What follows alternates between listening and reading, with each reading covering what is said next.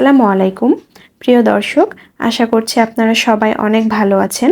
আজকে আপনাদের তৈরি করে দেখাবো কিভাবে স্বাদ এবং ফ্লেভার ঠিক রেখে সাইট্রিক অ্যাসিড ছাড়া বাসায় ট্যাং তৈরি করবেন। ভিডিওটি স্কিপ না করে ফুল ভিডিওটি দেখে নেবেন, আশা করি আপনাদের কাছে ভালো লাগবে। অরেঞ্জ ট্যাং তৈরি করার জন্য প্রথমে আমি ব্লেন্ডারের একটি জার নিয়ে নিয়েছি। এই জারে এখন আমি দিয়ে দিব 1 কাপ পরিমাণ চিনি।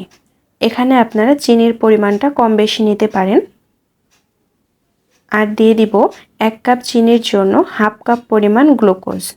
গ্লুকোজ যে কোনো মুদির দোকানে পাওয়া যায়, এটা চেনে না এমন কেউ নেই।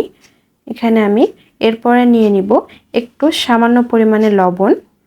এখানে লবণটা দিয়ে নিলে পরবর্তীতে শরবত তৈরি করার সময় আর লবণ দেওয়া লাগবে না। আর সাথে দিব অরেঞ্জ ফ্লেভার। যেহেতু আমি অরেঞ্জ ট্যাং বানাবো তাই অরেঞ্জ ফ্লেভার দিয়ে দিচ্ছি। আমি এখানে 1 চা চামচ অরেঞ্জ ফ্লেভার দিচ্ছি। আর দিব অরেঞ্জ ফুড কালার। এই অরেঞ্জ ফ্লেভার এবং অরেঞ্জ ফুড কালার এগুলো সবগুলোই আপনারা মুদির দোকানে বা যে কোনো শপে পেয়ে যাবেন। 1 কাপ চিনির সাথে এখানে আমি দিয়ে দিলাম 1.5 চা চামচ অরেঞ্জ ফুড কালার। এখন আমি 1 মিনিট মতো ব্লেন্ড করে নিব। এটা বেশি সময় ধরে ব্লেন্ড করার দরকার নেই। এটা বেশি সময় ধরে ব্লেন্ড করে নিলে এটা বেশি মিহি হয়ে যাবে। এর জন্য এটা অল্প কিছুক্ষণ ব্লেন্ড করে নিলেই হয়ে যাবে। দেখুন এটা একেবারে ঝরঝরে হয়েছে আর এটার কালারটাও কিন্তু একেবারে পারফেক্ট হয়েছে। আর যেহেতু এখানে আমি অরেঞ্জ ফ্লেভার দিয়েছি তার জন্য এখানে অরেঞ্জ ফ্লেভার অ্যাড হয়েছে। এই ট্যাংটা তৈরি করার জন্য যেহেতু এখানে ফ্লেভার আর কালারটা লিকুইড দিয়েছি, তাই এটা একটা বাটিতে নিয়ে নিব। আর বাটিতে নেওয়ার পর 20 থেকে 30 মিনিট মতো বাতাসে রেখে দিব। এই ট্যাংটা অল্প কিছুক্ষণ বাতাসে বাইরে রাখলে আরও বেশি ঝরঝরে হয়ে যাবে আর এটা আর পরবর্তীতে দলা পাকবে না। অল্প কিছুক্ষণ বাতাস দিয়ে নেওয়ার পর এটা আমি একটি কাচের জারে সংরক্ষণ করে রাখবো।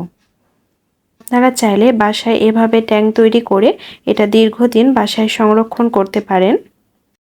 এখানে যেহেতু আমি সাইট্রিক অ্যাসিড ব্যবহার করিনি, তাই শরবত বানানোর সময় লেবু দিব, তাহলে এর স্বাদটা পারফেক্ট হবে। বাজার থেকে নামি দামি ব্র্যান্ডের ট্যাঙ্ক না কিনে এভাবে বাসায় ট্যাঙ্ক তৈরি করে দীর্ঘদিন বাসায় সংরক্ষণ করতে পারেন। আর যখন খুশি তখন এভাবে শরবত তৈরি করে খেতে পারেন। আমার রেসিপিটি ভালো লেগে থাকলে লাইক, কমেন্ট, শেয়ার করে দিবেন। আর নতুন হলে চ্যানেলটা সাবস্ক্রাইব করে রাখবেন। যারা সাবস্ক্রাইব করে পাশে আছেন তাদেরকে অসংখ্য ধন্যবাদ। আজ এই পর্যন্ত, সবাই ভালো থাকবেন। আবার দেখা হবে নতুন কোনো রেসিপি নিয়ে। আল্লাহ হাফেজ।